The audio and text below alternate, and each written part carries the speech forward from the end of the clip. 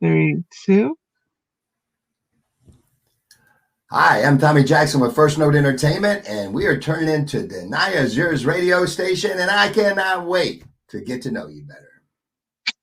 Hello, Tommy. Welcome back. Yeah, it's been too long. Thanks for having me back.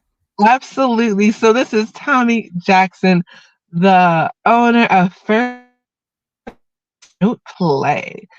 And so now he is back because he's talking about the Broken Crayons tour. So how did everything come to be? How did y'all choose the artist? All of that. Well, first of all, the Broken Crayon Tour is part of the Broken Crayon movement. And the Broken Crayon movement really started when I spoke in Chicago. And I was doing a motivational speech in Chicago, and I was speaking to middle school, high school, and colleges, and from inner city to private school. And during that time period, it was kind of like, rag to riches kind of motivational thing. And I turn out these cards and let them express themselves, so standing up for themselves. And if they have any problems, just to write down if they need any help. And I didn't really expect much out of that. And at the end of 3 days, over 400 young people had turned in notes asking me to help them that were either suicidal, being abused, or addicted, saying they couldn't get out. And so that kind of changed my life forever. The pandemic happened, put it on the back burner. During that time period, I met an artist by the name of Ellie Duke, E-L-L-E Duke.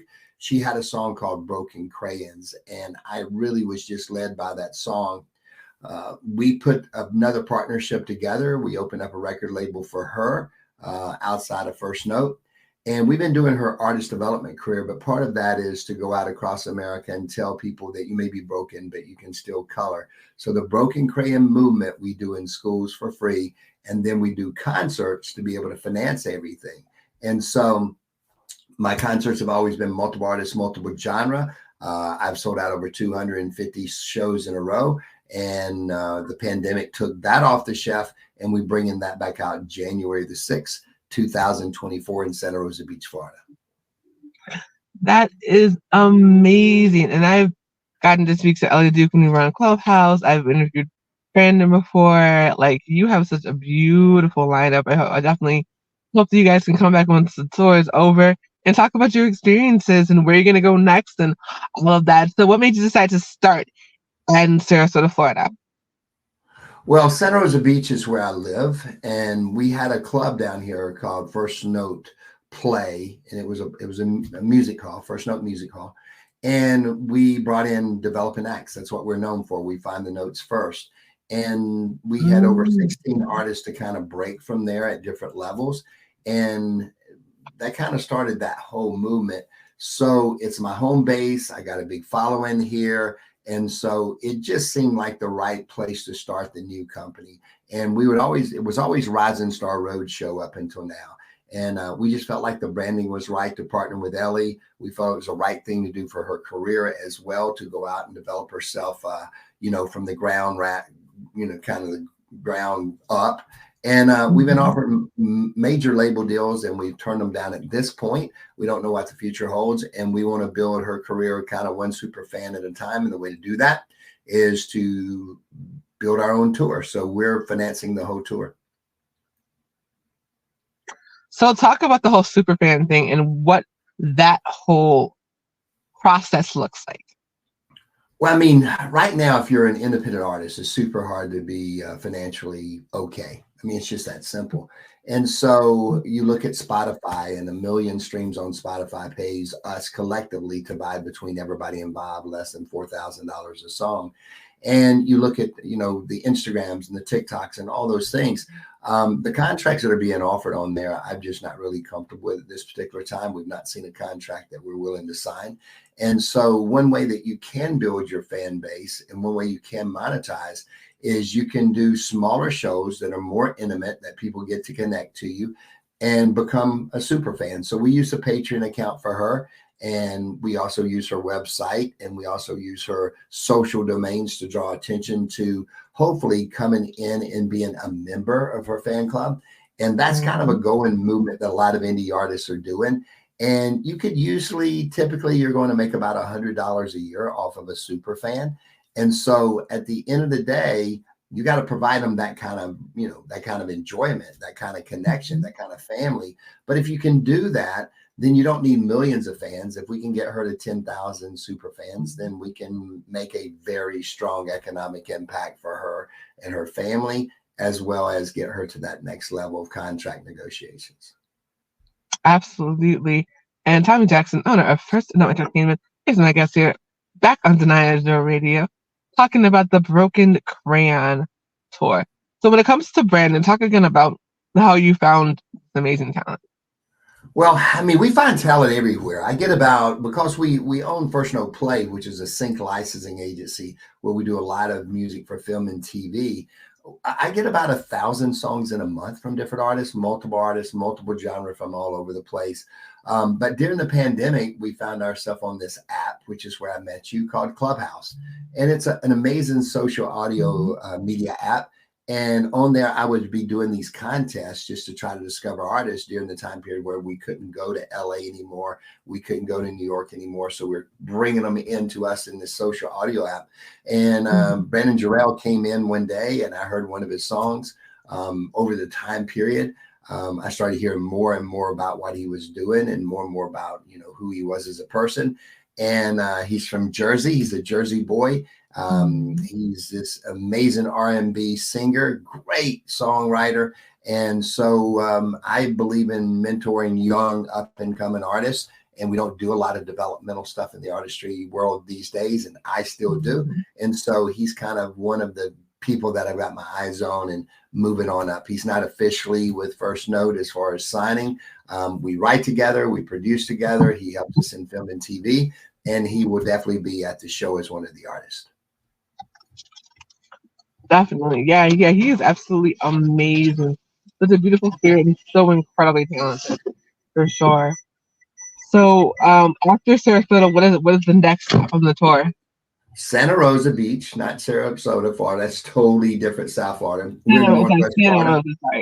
Rosa, And we're very purposeful announcing one city at a time. We've got 30 cities earmarked, but we're trying to really stay one city at a time in our marketing campaigns, because if not, some people that would have come to Santa Rosa Beach and say, hey, I'm closer to XYZ. The hint is because of our demographics of wanting to make an impact in young people's life, and the fact that Ellie's, fan base is very young in nature. The hint is, if you were to think about the Southeastern Conference football world and think about those colleges, you'll probably find the Broken Crayon Tour real near Tuscaloosa's and Auburn's and Ole Miss's and LSU's and Atlanta's and Athens, Georgia. So we're going to work the Southeast first. We've also got a show in Utah. We have a show in Chicago. We have a show in LA. But we've got 30 cities that's earmarked, and we grow them slowly, each city at a time. And right now, Santa Rosa Beach is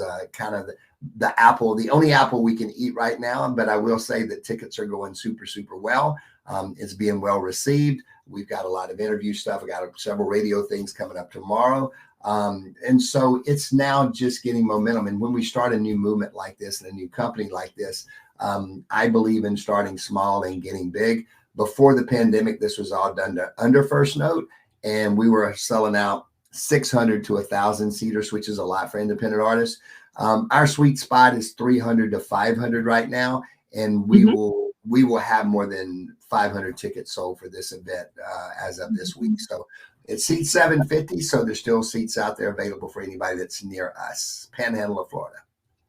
That's amazing! Wow, over 506 sold already. That's super dope. Yeah, for independent artists, that's hard to do. So we're real thankful, and the team's working super hard. Definitely. So are you going to be looking for new artists for the tour, or is it already set? No. We the great thing about it is, on this first 30 city tour we do, we will do a kind of like a Build-A-Bear mentality. There's going to be several artists that will always be with us. Andrew will always be with us. John Michael will always be with us. Elliot will always be with us. As we go through these cities, we will determine the fan base and what it looks like, and that determines the artist. And almost every city we go to, we'll try to get their best artists to be part of the show. And that's given that artist an opportunity to be discovered, to be signed, to break, and also play on stages maybe they don't normally play on. And so part of our deal is loving on the community, invest in the community. So we typically would have, Ellie, Andrew and Vic, John Michael, and then we'll add on one or two. So that could be Brandon, that could be Percy, but it could also be very new artists. If we're doing a college campus, because that show has to be younger, if we do it at a college campus, then we'll probably have 2 or 3 acts out of LA that'll be flown in with Ellie. That's awesome. I'm excited because I think the biggest thing that Personal Play has is that you have such an eclectic group of artists. And every single time I'm in the room, whenever you're playing personal artists, I already know there's going to be amazing talent each and every time. The beautiful part of it is when I built the model of multiple artists and multiple genre, that each artist only plays 5 to 6 songs, and then the stage rotates not only to a new artist but a new genre. That was built because of the way that we listen to music now. Now that we have distribution outlets such as Spotify or Pandora or Apple Play or whatever you want to listen to your music to, YouTube or Amazon. All of those typically are under a shuffle mentality. We don't normally just sit there and listen to 20 songs of an artist. We don't normally sit there and listen to nothing but R&B or nothing but rap or nothing but pop. And so I wanted to build a show that would keep your senses alive like that as well. So in this show, we have everything from pop to gospel to R&B to singer-songwrite to, high energy, what I would consider much more Americana. And so even if you don't like a certain genre, you only have 4 to 5 songs and it's going to switch. I just think that it's gotten really dated to be like nothing but a rap show, nothing but a pop show. And so typically people listen to a variety of music, and I think the listener is more sophisticated than ever before. So we try to give them that experience live.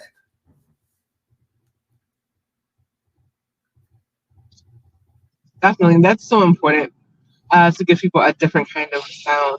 I'm sure, for sure. Yeah, so if people still want to buy tickets for the tour, where do they go? They can obviously go to First Note Play's Instagram. It's probably the most populated, but we have all those new company things. So you can go to the Broken Crayon Tour Instagram. You can go to the Broken Crayon Movement Instagram, or you can go to our website, thebrokentour.com. And it's got everything available for you right there that, it shows you the tickets. It's super professionally done. So you can pull up the tickets. You can see the seating charts. You can go in and figure out what seats are left open. It'll give you the best seats available and help you. And so it's pretty easy to now, purchase a ticket and be at the event. Awesome. Yes, I definitely will hope to be able to see the tour either when it's in Chicago or when it's in the West Coast for sure, and get to meet you in person, see the whole team and everything. I know it's going to be amazing.